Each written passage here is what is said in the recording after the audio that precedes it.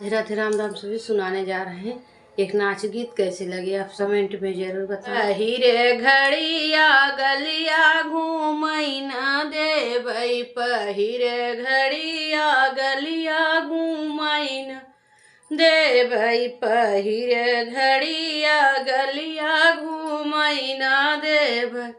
हमरे ससुर जी के बाग बगीचा, हमरे ससुर जी के बाग बगीचा। ओ नाई डरिया ने बुला तोड़ई न देवई, ओ नाई डरिया ने बुला तोड़ई न देवई, पहिरे घड़िया गलिया घूमई न देवई, पहिरे घड़ी गलिया घूमई न देवई।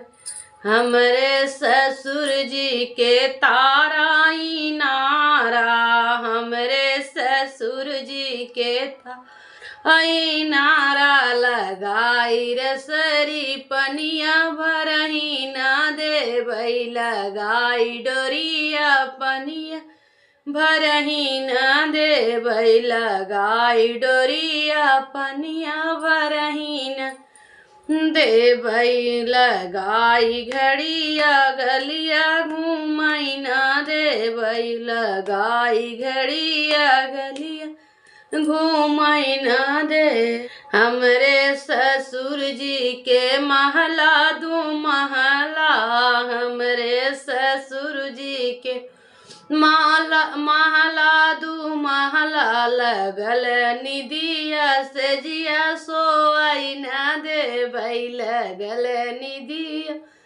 से जिया सोई न देवई, लगाई घड़िया गलिया घूमई न देवई, लगाई घड़िया गलिया घूमई न देवई। राम राम।